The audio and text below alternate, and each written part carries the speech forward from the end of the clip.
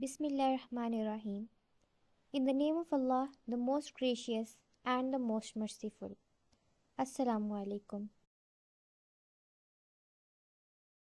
My name is Maryam Shakur, the leader of Group 4, and the other members of my group are Anzal Azhar Chaudhary, Fatma Khurram, Kainat Salim, Zunaira Amir, Sibghatullah, and Tahira Ahmed Ali.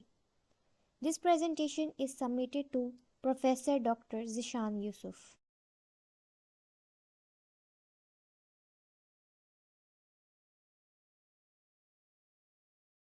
The topic of our presentation is Introduction to Microsoft Excel.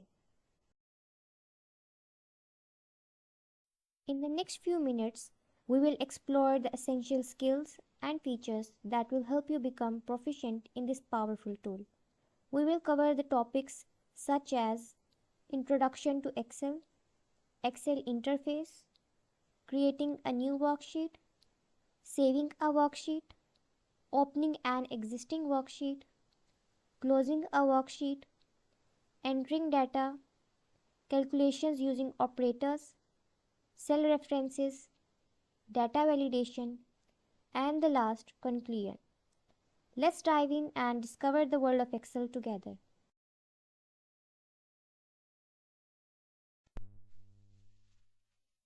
First one is Introduction to Microsoft Excel. Microsoft Excel is a powerful spreadsheet application widely used for various purposes, including data organization, analysis, and visualization. Its intuitive interface and robust features make it an essential tool for professionals and individuals alike. Microsoft Excel एक powerful tool है जिसको आप बहुत से काम करने के लिए इस्तेमाल कर सकते हैं।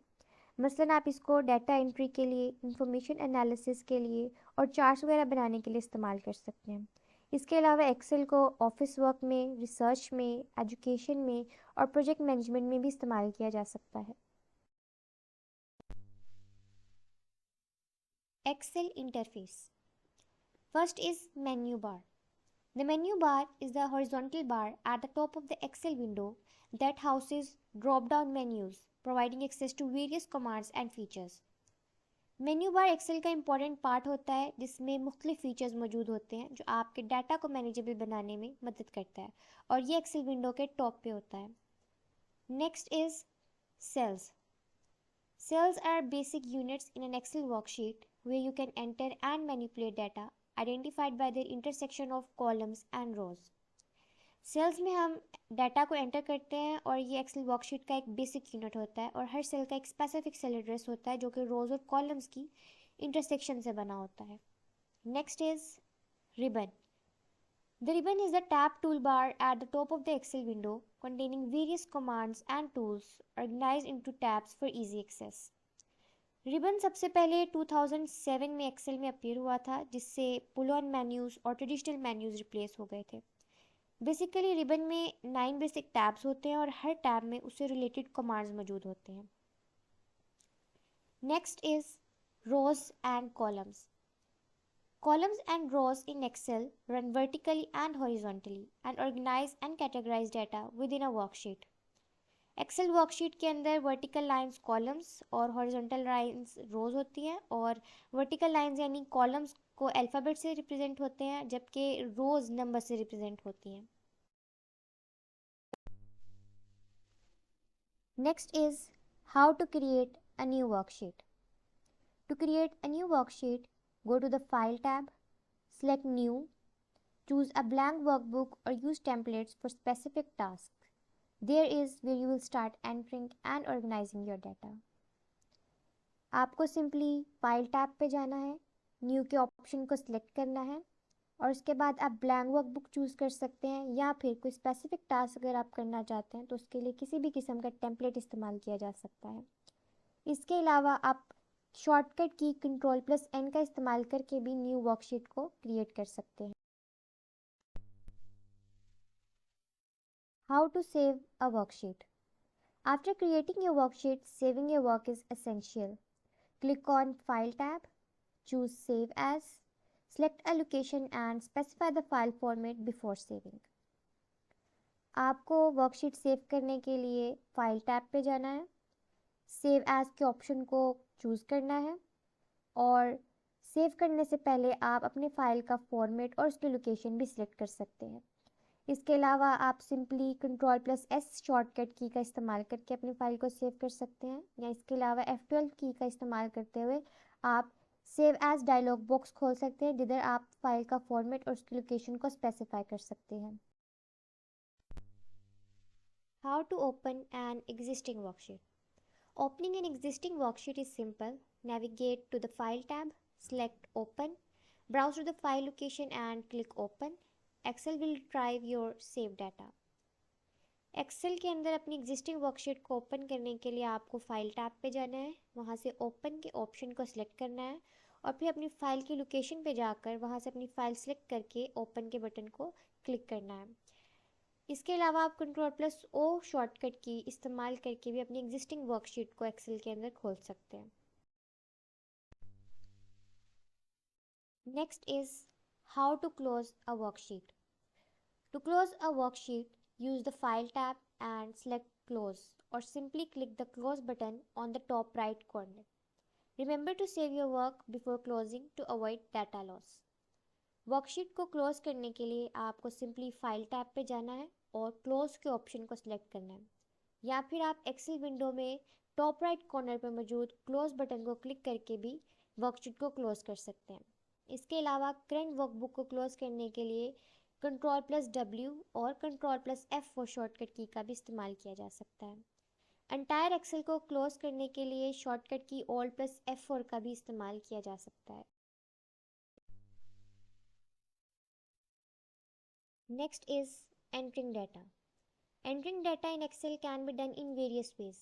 You can type directly into cells, copy paste from other sources, or import data. Overall, Excel offers flexibility to accommodate different data entry preferences. Excel के अंदर डाटा एंटर करना बहुत आसान है। आपको सिर्फ वो सेल चूज़ करना है जिसमें आप डाटा एंटर करते हैं और उसके बाद सिंपली उस सेल में आपको अपना डाटा टाइप करना है।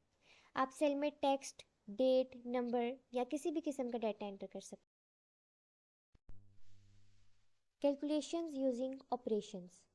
Performing calculations in Excel is a key functionality. Basic mathematical operators like addition, subtraction, multiplication, and division can be used for simple calculations directly within a cell. आप Excel में मुख्तलिफ operations जैसे कि addition, subtraction, multiplication और division का इस्तेमाल करते हुए मुख्तलिफ कैलकुलेशंस परफॉर्म कर सकते हैं।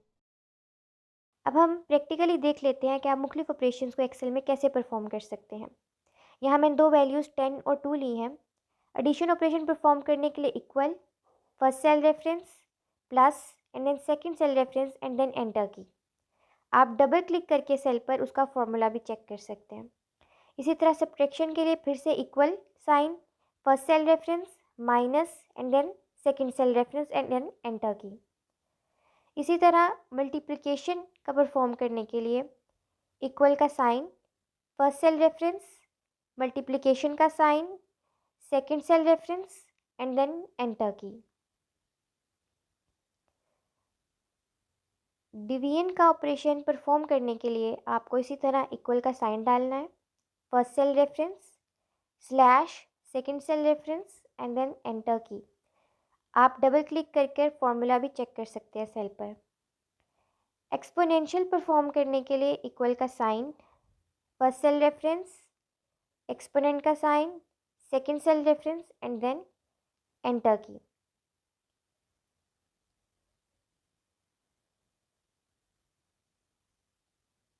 इसी तरह परसेंटेज निकालने के लिए भी आपको इक्वल का साइन डालना है। सबसे पहले फर्स्ट सेल रेफरेंस आपको देना है और परसेंटेज का साइन डालकर आपको एंटर की दबानी है simply.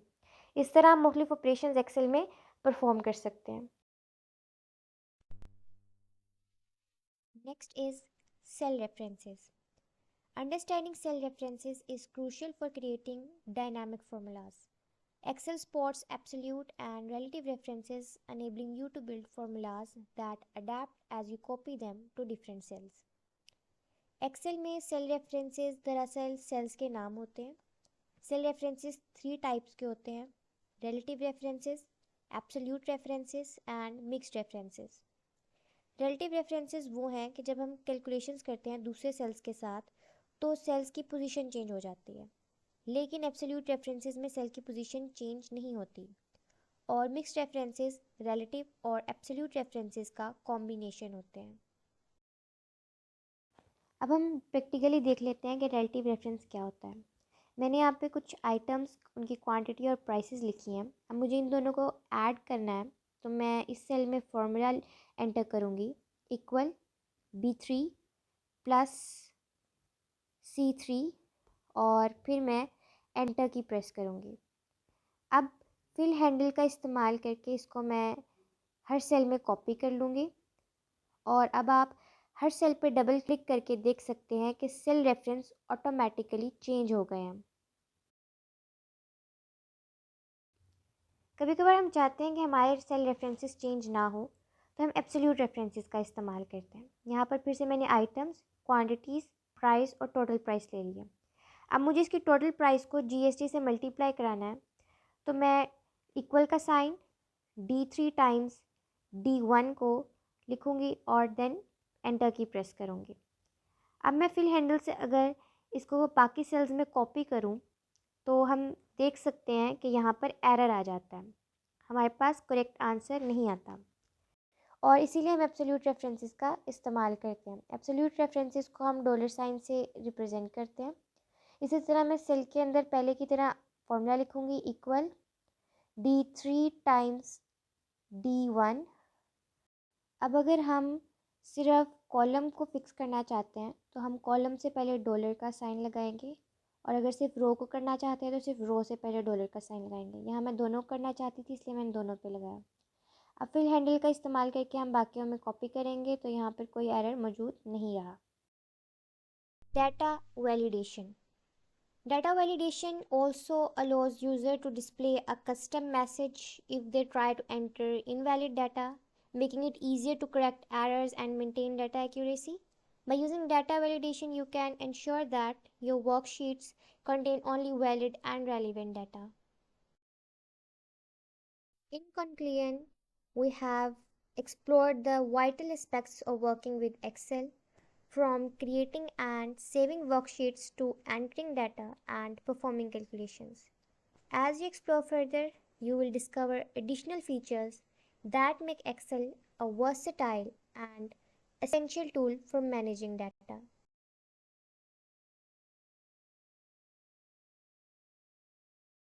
Thank you for attending, and we hope you found this presentation helpful. Don't forget to practice and experiment with Excel to maximize its potential and enhance your productivity.